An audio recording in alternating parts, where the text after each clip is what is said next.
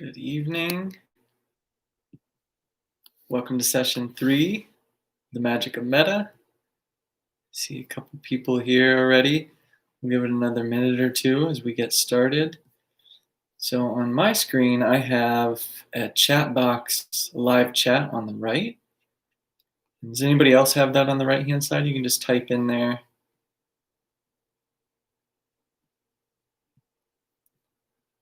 Say hi, let me know who's here.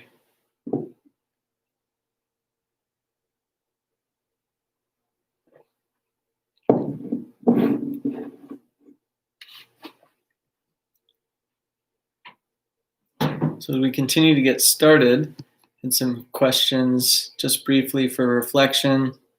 It's been 2 weeks so far. So what have you noticed with this practice?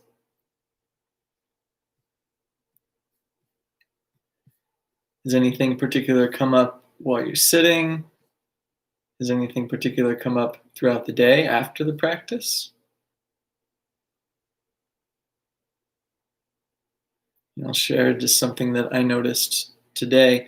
We spent last week particularly focusing on the neutral person. And the neutral person, again, was all of these people that we cross throughout our lives, but they don't really bear enough of our attention to actually pay attention to who they are and what they're doing in the world. And I just noticed today, walking down the street, a woman parked in a handicapped spot, and she was having difficulty getting into her car. And I just noticed that spontaneously the thought came to mind, well, may you be healthy, may you be safe. And I had the feeling of the practice there, and it just happened spontaneously. And so those are the kinds of things where we see this just kind of pepper into our lives.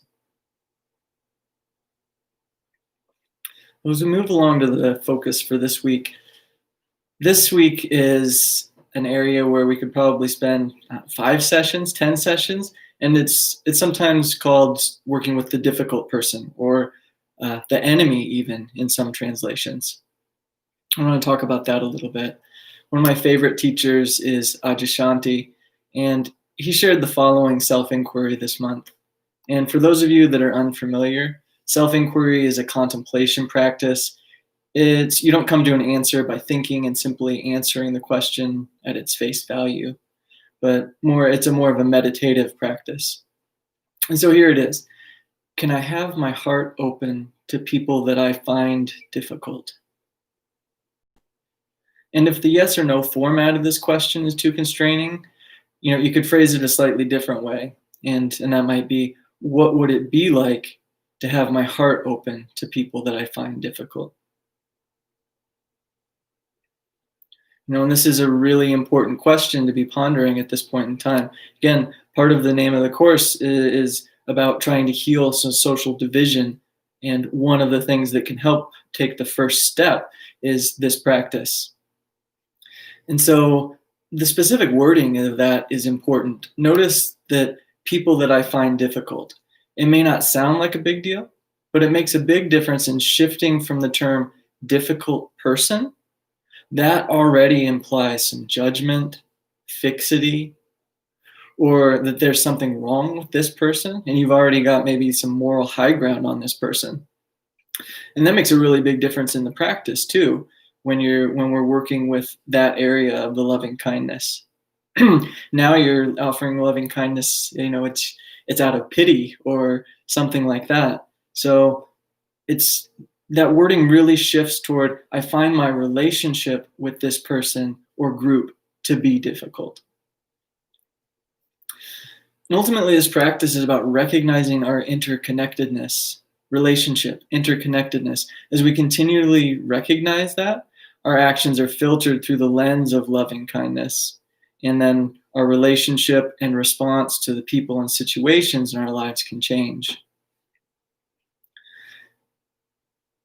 And I think that it's natural, especially with asking us to cultivate this feeling inside of us and this way in the world, to consider, well, if I do this, maybe I'll be soft, or maybe I'll be a doormat, or things like that.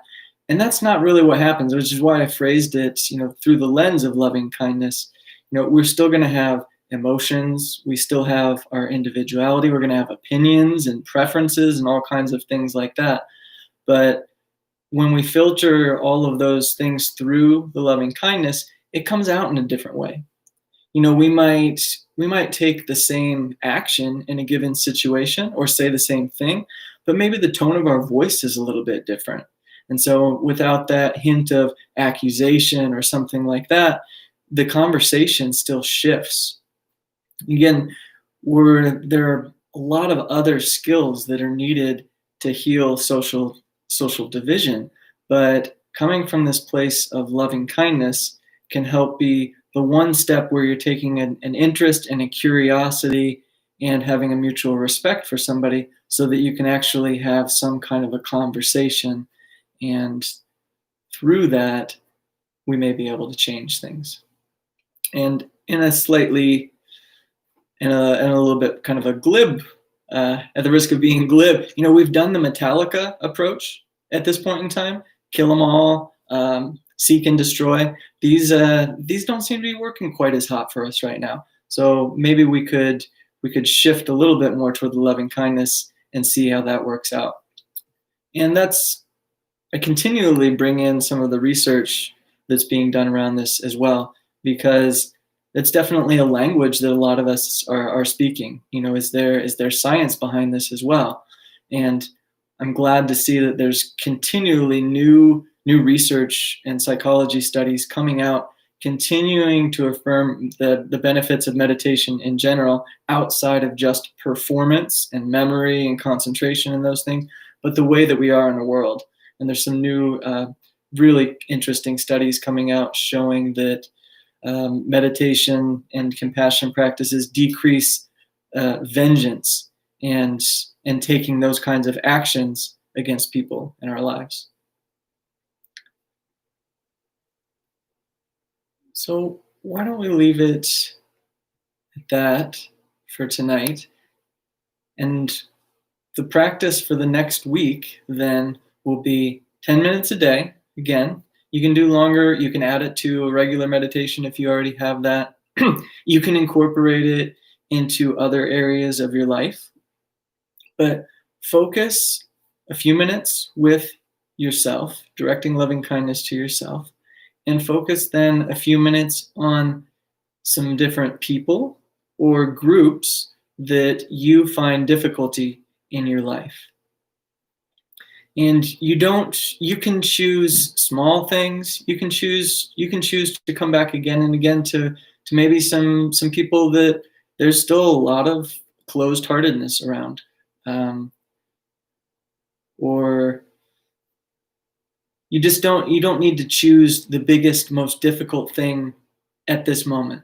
Healing and bringing awareness to smaller daily difficulties are also very important.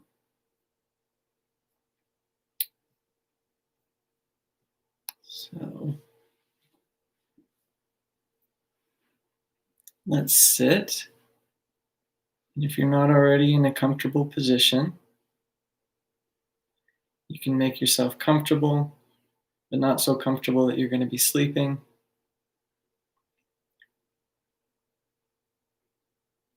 And I change up the practice a little bit every week to give you an idea that there's some fluidity here. And so long as you have some basic intention with the phrases that you're using, you're keeping them simple, and they're given as generously and genuinely as you can without condition, then you're cultivating the practice. And it's something that grows over time. Working with the difficult relationships in our lives is something that may bring up some feelings of discomfort, or a feeling that maybe only the amount that you can give at this point in time. I kind of think of maybe the water hose or the internet connection, the amount you're able to come through with the loving kindness for this situation, is going to vary. And sometimes it's a lot, and sometimes it's a trickle, but that's where you're at that point in time. So, with that in mind, you can close your eyes if that's comfortable for you. You can bring your awareness to your hands. Notice any feeling of warmth or tingling.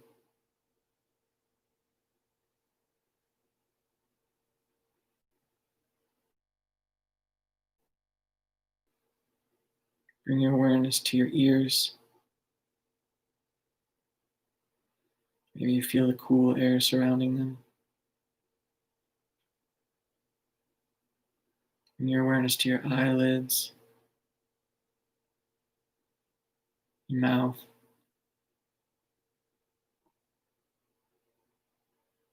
your jaw. You can allow that to be heavy. Down into your throat, releasing all tension and pressure. And on the next exhale, just letting your awareness float down to your chest. Now, bring to mind the benefactor, someone that when you think of them, they easily bring a smile to your face. And it could be a friend, a loved one, pet, someone deceased, a spiritual figure.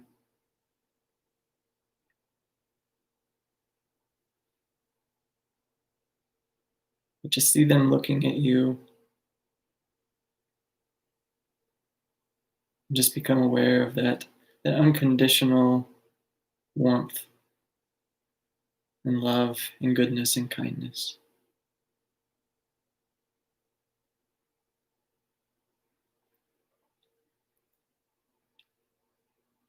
Now, as you receive that, direct that same loving kindness toward yourself. May I be safe.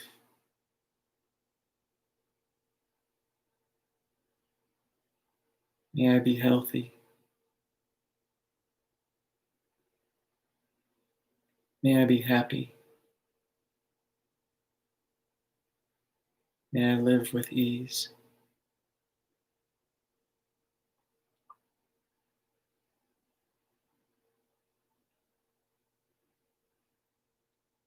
Now, directing that loving kindness to a friend. And think of a friend or a loved one that's doing really well right now. Maybe they got a promotion. Maybe they're really happy in their relationship. And see that person.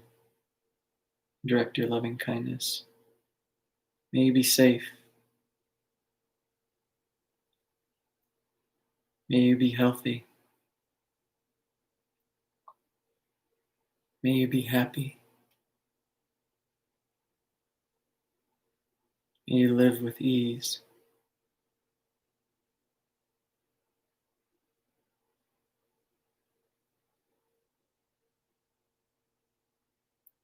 Next, bring to mind a friend that may be struggling more. Maybe they're having financial difficulty. Maybe they have some health obstacles that they're trying to overcome. And with that person in mind, may you be safe. May you be healthy. May you be happy. May you live with ease.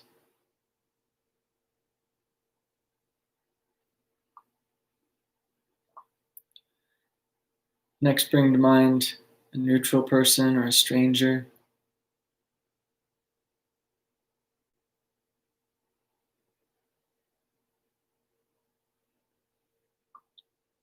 May you be safe. May you be healthy. May you be happy. May you live with ease.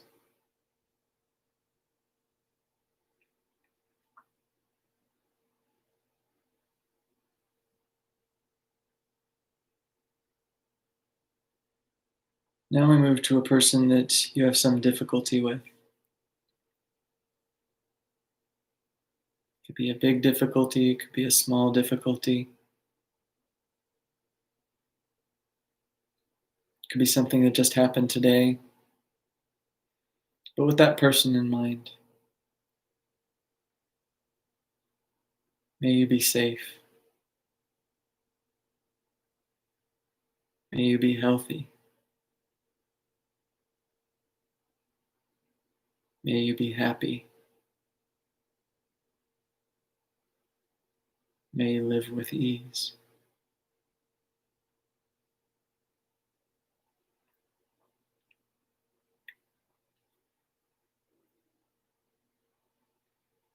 Next, let's direct our loving kindness to a group. And it could be the people in your town. It could be the people at your workplace or some sort of political affiliation.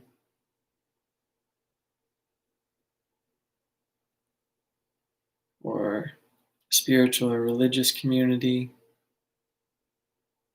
or nationality.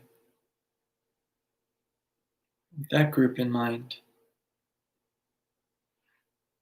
repeat, may you be safe.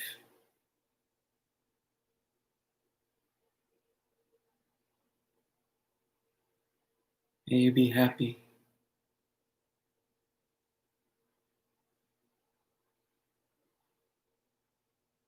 May you be healthy.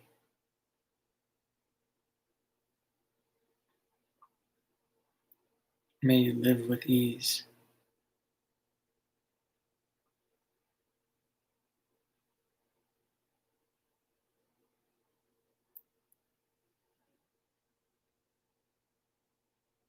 Now, moving from the group that you just worked with, now take their loving kindness and direct it to all the people that are excluded from that group.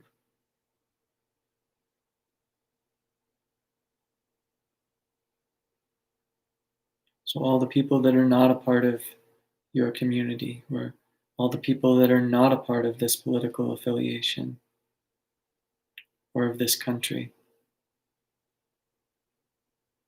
And this kind of brings things full circle, where we're including all people.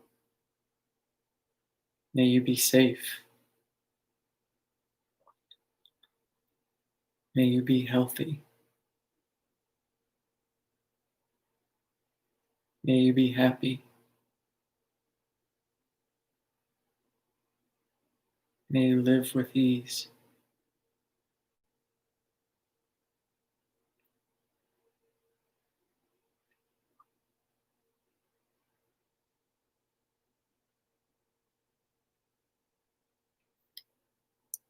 And finally, we'll end with all beings everywhere. So you can extend your loving kindness to all people, all animals. You can include the crickets and the toads and the plants and all things that make up the diversity of life on this earth and in the galaxy.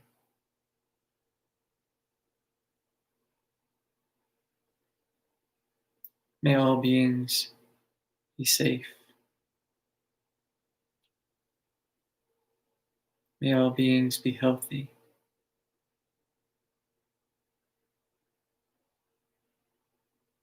May all beings be happy.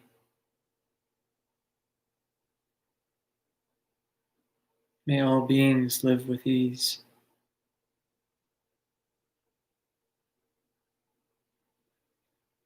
May all beings be filled with loving kindness.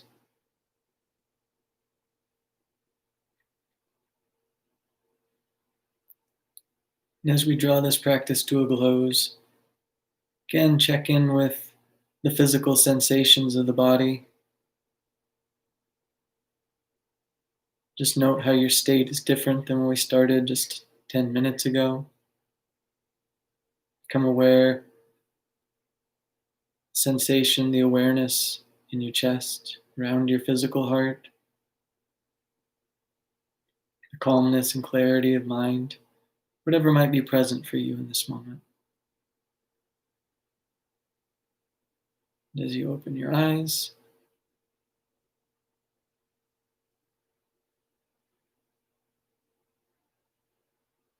you have that same state that you can carry with you as you finish out your evening. And that's the practice for tonight. So again, as a reminder for the homework and home practice, we're going to be working with the relationships in our lives in the world that we find difficulty around. And you can spend a few minutes of the practice each day working with a few of those different aspects. And then I'll see you next week again on Election Tuesday for the final session in this mini course at 7 p.m. And I look forward to seeing you then. And if you find this of value, please do the practice, share it with friends, and we'll see you next week. Bye.